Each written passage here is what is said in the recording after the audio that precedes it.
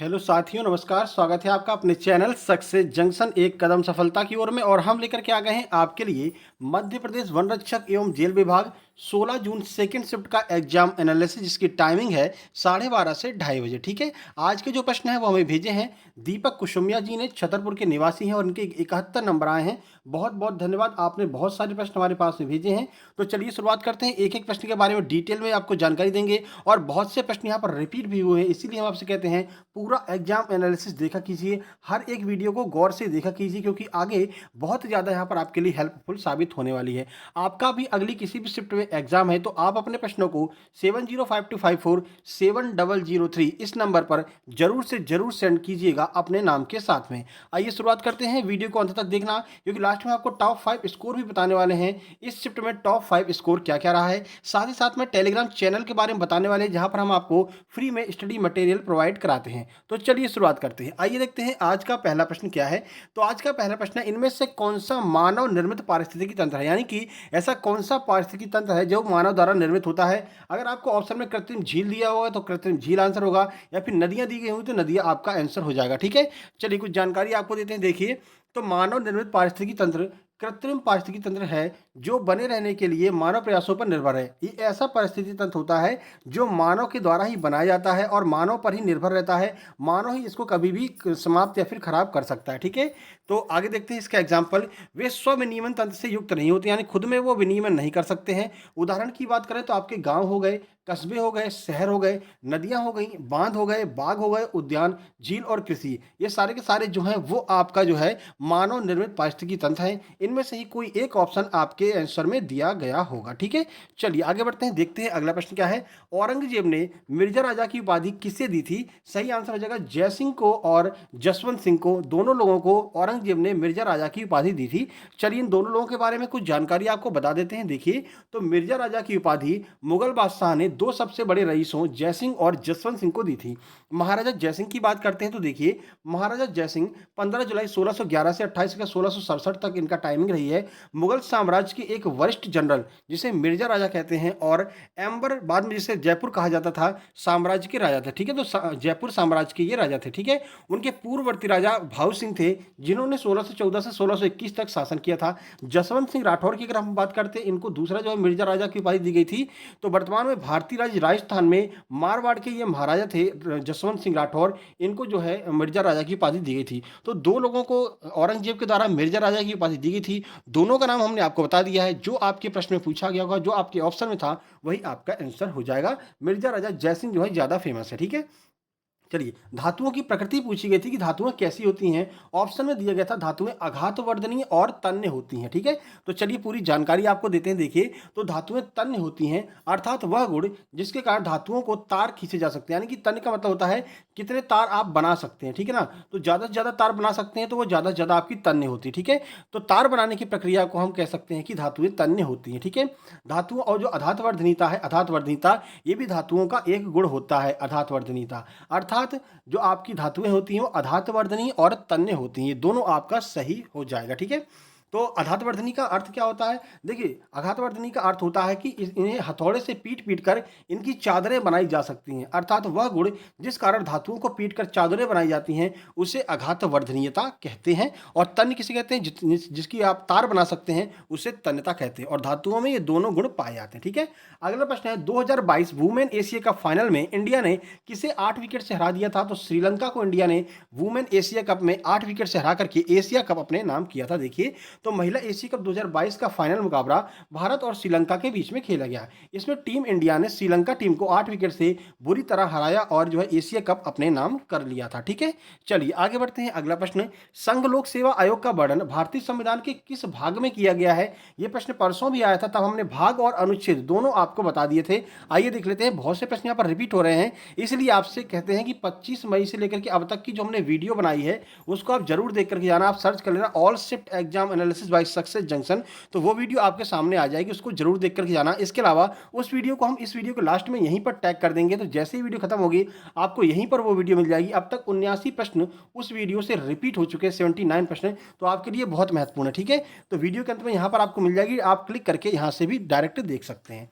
तो संघ लोक सेवा आयोग का वर्णन भारतीय संविधान के किस अनुच्छेद किस भाग में है? तो भाग 14 में इसका वर्णन किया गया है। देखिए अनुच्छेद भी आपको हम बता देते हैं। तो संघ लोक सेवा आयोग भारतीय के संविधान द्वारा स्थापित एक संवैधानिक निकाय है। यही पूछा गया था कि संघ लोक सेवा आयोग एक संवैधानिक निकाय है, वो कौन से भाग में है? जो भारत सरकार के लोक सेवा के पदाधिकारियों की नियुक्ति के लिए परीक्षाओं का संचालन करता है। संविधान के भाग 14 कौन से भाग में? भाग 14 के अंतर्गत अनुच्छेद 315 से 323 तक में एक संघीय लोक सेवा आयोग और राज्यों के लिए राज्य लोक सेवा आयोग की गठन का बात जो है किया गया है। ठीक है, 315 से 323 और भाग 14 ये दोनों आपको याद रखना है। आगे बढ़ते हैं। जोगेश्वरी देवी का मेला कहाँ पर लगता है? बहुत महत्वपूर्ण प्रश्न। अभी नागा जी का मेला इससे पहले आ चुका है पोरसा वाला। तो जोगेश्वरी देवी का मेला चंदेरी में लगता है, यह आपको याद रखना, इंपॉर्टेंट मेला है। एक एक मेले के प्रश्न हर शिफ्ट में पूछे जा रहे हैं। आज शाम की थर्ड शिफ्ट का भी एग्जाम एनालिसिस हम कराएंगे, वहां देखते हैं कैसे प्रश्न आए, और आज सुबह का भी एग्जाम एनालिसिस हम करवा चुके हैं। सबसे पहले सबसे ज़्यादा प्रश्न अब केवल आपका चैनल सक्सेस जंक्शन ही लेकर के आता है। अब तो लगभग सभी ने जो है एग्जाम एनालिसिस बंद कर दिया है, लेकिन केवल आपका चैनल सक्सेस जंक्शन अभी भी एग्जाम एनालिसिस करवा रहा है। आपका सहयोग रहेगा तो लास्ट तक हम इसको कंटिन्यू रखेंगे। देखिए, इसलिए वीडियो को लाइक कर दीजिए और एक कमेंट कर दीजिए कमेंट बॉक्स में। मध्य प्रदेश के अशोकनगर जिले के चंदेरी में अनादिकाल से जोगेश्वरी देवी का मेला लगता है। कहाँ पर? अशोकनगर के चंदेरी में। ठीक है, एक किंवदंती है कि चंदेरी के शासक जोगेश्वरी देवी के भक्त थे। उन्हें कुष्ठ रोग हो गया था, उनका कुष्ठ रोग ठीक हो गया और इसी समय से यह मेला लगना शुरू हो गया था। तो जोगेश्वरी देवी का मेला चंदेरी में लगता है, यह आपको याद रखना है। आगे बढ़ते हैं। सबसे ज्यादा पाचन कहाँ पर होता है? तो याद रखना, छोटी आंत में सबसे ज्यादा पाचन होता है। तो पाचन क्या है? तो पाचन भोजन को छोटे छोटे भागों में तोड़ने की एक प्रक्रिया होती है। इसमें मुख्य रूप से कौन कौन भाग लेता है? इसमें मुख्य रूप से ग्रसिका, आमाशय, छोटी आंत, बड़ी आंत और गुदा शामिल होते हैं। छोटी आंत वह स्थान होती है जहां भोजन का पूर्णतः एवं मुख्यतः पाचन होता है। तो सबसे ज्यादा पाचन कहां पर होता है? छोटी आंत में होता है, यह आपको याद रखना है। आगे बढ़ते हैं। भोजन पकाने के बर्तन में कौन सी धातु का इस्तेमाल नहीं किया जाता है? तो तांबा धातु का इस्तेमाल नहीं करते हैं भोजन पकाने के बर्तन में। देखिए कुछ जानकारी आपको देते हैं। देखिए, तो तांबे के बर्तन में पानी पीना और खाना खाना सुरक्षित माना जाता है, यानी आप पानी पी तो सकते हैं, खा भी सकते हैं, लेकिन इस धातु को तेज तापमान पर गर्म करने से बचना चाहिए। ऐसा इसलिए होता है क्योंकि ये आग पर तेज प्रतिक्रिया देता है और हाई हीट पर तांबे के बर्तन में नमक और एसिड मिल करके कई तरह के केमिकल बनने लगते हैं। अगर तांबे के बर्तन को ठीक से नहीं रखा गया तो यह खाने को जहरीला बना सकता है। अर्थात तांबे के बर्तन में आप पानी पी सकते हैं, तांबे के बर्तन में खाना खा सकते हैं, लेकिन तांबे के बर्तन में खाना पका नहीं सकते हैं। क्यों? क्योंकि हीट होने से और नमक मिलने से उसमें जहरीले एसिड बन जाते हैं जो खाने को जहरीला बना देते हैं। ठीक है, आगे बढ़ते हैं। इनमें से किसको प्रकाश संश्लेषण के द्वारा जीवित रूप में प्रकाश और क्लोरोफिल की उपस्थिति में बदला जा सकता है? ये एग्जैक्ट प्रश्न नहीं मिला है, सही प्रश्न लिख करके नहीं भेजा गया है, फिर भी यहाँ पर मैग्नीशियम इसका बिल्कुल सही आंसर हो जाएगा। आपके ऑप्शन में भी मैग्नीशियम दिया गया था।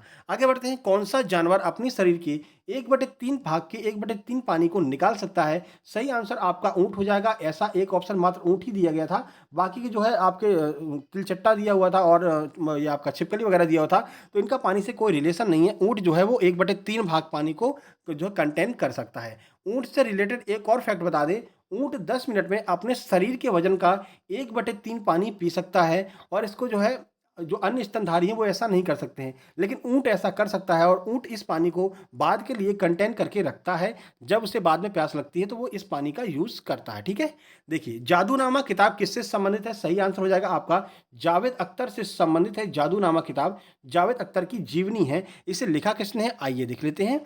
तो अभी हाल ही में इंदौर के लेखक अरविंद मंडलोई, ये दिया हुआ था आपके क्वेश्चन में कि अरविंद मंडलोई द्वारा लिखी गई पुस्तक जादूनामा किससे संबंधित है? तो बहुप्रतीक्षित पुस्तक जादूनामा का प्रकाशन मंजुल पब्लिकेशन हाउस ने किया है, जो मशहूर स्क्रिप्ट राइटर एवं शायर जावेद अख्तर की जिंदगी के लेखन के बारे में बताई गई है। ठीक है, ऑप्शन में जावेद अख्तर भी था और भी बहुत सारे जो है मतलब कि राइटर्स के नाम उसमें लिखे हुए थे। तो जावेद अख्तर आपका सही आंसर हो जाएगा। ठीक है, लेखन से जुड़े कई जाने अनजाने पहलुओं को सामने लाती है। जादू जावेद अख्तर का निकनेम है, इनका बचपन का नाम है, और जादू से जावेद अख्तर की बनने की दिलचस्प कहानी जो है वो इस किताब में लिखी गई है, इस किताब में बताई गई है। इनकी बचपन की कहानी और अभी तक की कहानी जादूनामा पुस्तक में लिखी गई है। तो जावेद अख्तर से संबंधित है जादूनामा पुस्तक। देखिए अगला, कौन सा लोक नृत्य नाटक का वर्णन किया, ऐसे कौन सा लोक नृत्य है जिसमें नाटक का वर्णन किया जाता है? तो कुचिपुड़ी आपका सही आंसर हो जाएगा। कथकली, कुचिपुड़ी, बहुत सारे ऑप्शन थे, कुचिपुड़ी आपका सही आंसर हो जाएगा। देखिए, तो 8 प्रमुख भारतीय शास्त्रीय नृत्यों में, यानी कि देखिए आपने शास्त्रीय नृत्य कितने, 8 प्रमुख शास्त्रीय नृत्य, और शास्त्रीय नृत्य पर ऑलरेडी वीडियो बना चुके हैं,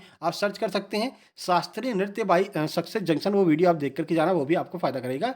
देखिए इसकी उत्पत्ति भारतीय राज्य आंध्र प्रदेश के कुचिपुड़ी नामक गांव से हुई थी। ये प्रश्न पूछा जा चुका है कि कुचिपुड़ी जो आपका डांस है, इसका नाम कुचिपुड़ी क्यों पड़ा था? तो कुचेलपुर नामक एक गांव था आंध्र प्रदेश में, उसके नाम पर कुचिपुड़ी इसका नाम पड़ा था। पहली शिफ्ट में 25 तारीख को यह प्रश्न आया हुआ था। देखिए वही प्रश्न सेम टू सेम यहाँ पर मतलब थोड़ा बहुत सा चेंजमेंट करके रिपीट हो रहा है। वहाँ पर भी हमने इसके बारे में आपको डिटेल में जानकारी दी थी 25 तारीख वाले वीडियो में। देखिए तो कुचिपुड़ी नामक गांव में हुई थी। कुचिपुड़ी एक नृत्य नाट्य प्रदर्शन है जिसकी जड़ें नाट्य शास्त्र के प्राचीन हिंदू संस्कृत पाठ में है, यानी कि नाट्य शास्त्र से जुड़ी हुई है आपकी जो है ये जो आपका यह नृत्य है। ठीक है, यह भारत के सभी प्रमुख शास्त्रीय नृत्यों की तरह यात्रा करने वाले चारणों, मंदिरों और आध्यात्मिक विश्वासों से जुड़ी एक धार्मिक कला के रूप में विकसित हुआ था। तो कुचिपुड़ी कहाँ का लोक नृत्य है? आंध्र प्रदेश का है, कुचेलपुर नामक गांव से संबंधित है। चलिए बात करते हैं कि ये आपके हिंदी में आज क्या क्या पूछा गया है। तो चलिए हिंदी देख लेते हैं। हिंदी में आपके समास के 2 प्रश्न है, अलंकार का 1 प्रश्न है, एक प्रश्न आपका संधि का पूछा गया है और दीर्घ स्वर संधि से आपका प्रश्न बना था। ठीक है, तद्भव के 2 प्रश्न हैं, रस से 2 प्रश्न आपके पूछे गए हैं। इसके अलावा कारक से 3 से 4 प्रश्न, वर्तनी शुद्धि के 3 से 4 प्रश्न, 2 प्रश्न आपके मुहावरे के और 2 प्रश्न आपके समश्रुति भिन्नार्थक से पूछे गए हैं और वाक्य क्रम से भी 1 से 2 प्रश्न यहाँ पर पूछे जा रहे हैं। ठीक है, चलिए आगे बढ़ते हैं। आज इंग्लिश में और आपके मैथ में काफ़ी परिवर्तन देखने को मिला है। इंग्लिश की बात करते हैं तो इंग्लिश में आपके 2 एंटोनिम, 2 सिनोनिम, स्पेलिंग मिस्टेक से 1 प्रश्न था, एरर के 2 प्रश्न थे, एक्टिव पैसिव के 3 से 4 और नरेशन के 4 से 5। आज आपका PQRS नहीं पूछा गया है, यानी कि आपका जो पैराजंबल होता था वो इस शिफ्ट में नहीं पूछा गया है। अब आगे पूछा जाएगा या नहीं पूछा जाएगा, 1-2 पेपर का और वेट कीजिए, लेकिन ऐसा मत कीजिएगा कि आप PQRS पढ़कर ही नहीं जाइए। ठीक है, क्योंकि यहाँ पर जो मतलब मार्जिन है वो आपका एक्टिव पैसिव और नरेशन का बढ़ा दिया है। 3 से 4 प्रश्न आपके एक्टिव पैसिव और 4 से 5 प्रश्न नरेशन के आ रहे हैं। ये दोनों वीडियो हम बना चुके हैं, सर्च करना है active passive by success junction या फिर नरेशन बाय सक्सेस जंक्शन, दोनों वीडियो आपको देख करके जाना है। PQRS की भी वीडियो हमने बनाई है, PQRS बाय सक्सेस जंक्शन, आप सर्च करके वो तीनों ट्रिक वाली वीडियो आपको देख करके जाना है। चलिए मैथ की बात करते हैं। तो मैथ में अभी तक पाइप और टंकी के प्रश्न नहीं आ रहे थे, अब पाइप और टंकी के भी प्रश्न आ रहे हैं। पाइप और टंकी, टाइम एंड वर्क का 1 प्रश्न था जो कि मजदूरी से संबंधित टाइम एंड वर्क का प्रश्न पूछा गया था। विभाज्यता के नियम से प्रश्न था। सिंप्लीफिकेशन से 2 प्रश्न है। CI और SI से सबसे ज़्यादा प्रश्न यहाँ पर बढ़ रहे हैं। CI और SI के 3 से 4 प्रश्न इस शिफ्ट में पूछे गए हैं। इसके अलावा परसेंटेज के 2 प्रश्न, 1 प्रश्न आपका ट्रेन से पूछा था। प्रॉफिट एंड लॉस से 2 से 3 प्रश्न, कार्य एवं दूरी से 2 प्रश्न और मजदूरी वाले सवाल आपके यहाँ पर नए ऐड हुए हैं। तो मजदूरी वाले सवाल आपके पूछे जा रहे हैं, महिलाएं और पुरुष जो मिलकर के काम करते हैं। ठीक है, फिर उनकी कुछ टाइमिंग दी रहती है, फिर उनका आपको मतलब वर्क टाइम वगैरह निकालना रहता है। ठीक है, चलिए टॉप 5 स्कोर की अगर हम बात करें तो 73 नंबर टॉप 5 स्कोर में रहा है। उसके बाद 71 नंबर है जो हमने आपको ऊपर बताया है। इसके अलावा 69, 67, 66 ये आज के टॉप 5 स्कोर रहे हैं, ये आप अपने दिमाग पे रखिएगा। ठीक है, चलिए हम टेलीग्राम की बात कर लेते हैं। तो सक्सेस जंक्शन नाम से हमारा टेलीग्राम चैनल है, इसको आपको ज्वाइन कर लेना, लिंक आपको डिस्क्रिप्शन बॉक्स में मिल जाएगी। यहाँ पर आपको हर एक एग्जाम की एनालिसिस मिलेगी, साथ ही साथ में प्रीवियस जितने भी वीडियो हमने बनाए हैं वो सारे वीडियो आपको इस टेलीग्राम चैनल में मिल जाएंगे और सारी PDF भी आपको यहाँ पर मिल जाएंगी। ये हमारा दूसरा टेलीग्राम चैनल है सक्सेस जंक्शन लाइव। यहाँ पर आपको फ्री स्टडी मटेरियल प्रोवाइड कराते हैं, जैसे कि SSC CGL रैंक 1 की हमारे पास क्लास नोट्स आ गए थे, वो हमने यहाँ पर अपलोड कर दिए हैं। किरण की बहुत सारी किताबें यहाँ पर अपलोड हैं, RS अग्रवाल की बहुत सारी किताबें आपको यहाँ पर देखने को मिल जाएंगी। इसके अलावा राकेश यादव सर के क्लास नोट्स आपको यहाँ पर मिल जाएंगे और राकेश यादव सर की कल फॉर्मूला बुक जो है आपकी लॉन्च हुई है वो यहाँ पर आपको PDF फॉर्म में मिल जाएगी। इंग्लिश की किताब आपको यहाँ पर PDF फॉर्म में मिल जाएगी। तो बहुत सारा स्टडी मटेरियल आपको यहाँ पर फ्री में मिलने वाला है, लेकिन ये आप तभी ज्वाइन कर पाएंगे जब आप सक्सेस जंक्शन यूट्यूब चैनल को सब्सक्राइब करेंगे। ये सुविधा केवल और केवल सक्सेस जंक्शन के सब्सक्राइबर्स के लिए है। तो पहले यूट्यूब चैनल को सब्सक्राइब कीजिए, उसके बाद में यहाँ जाकर के आप डॉक्यूमेंट सेक्शन में यहाँ से आप जो है डाउनलोड कर सकते हैं, सर्च करना सक्सेस जंक्शन लाइव, तो ये टेलीग्राम चैनल आपको मिल जाएगा। ठीक है, आगे ग्रुप 4 का एग्जाम आने वाला है, ग्रुप 4 के एग्जाम का एग्जाम एनालिसिस कराएंगे और बहुत जल्दी हम ग्रुप 4 के लिए एक टेस्ट सीरीज शुरू कर रहे हैं फ्री ऑफ कॉस्ट में, साइंस और कंप्यूटर की दोनों की। ठीक है, तो आपका अगर ग्रुप 4 का एग्जाम है तो कमेंट बॉक्स में कमेंट कीजिएगा। बाकी इस वीडियो को लाइक कर दीजिए, शेयर कर दीजिए अपने दोस्तों के पास में, और चैनल पर पहली बार आए तो सब्सक्राइब करके नोटिफिकेशन बेल जरूर दबा लीजिएगा, क्योंकि आगे जितने भी एग्जाम एनालिसिस आने वाले हैं वो सारे एग्जाम का हम एनालिसिस करवाने वाले हैं इसी तरह डिटेल में। आपका अगली किसी भी शिफ्ट में एग्जाम है तो आप अपने प्रश्नों को 7052547003 इस नंबर पर जरूर से जरूर सेंड कर दीजिएगा। जल्दी हम मिलने वाले हैं थर्ड शिफ्ट के एग्जाम एनालिसिस में।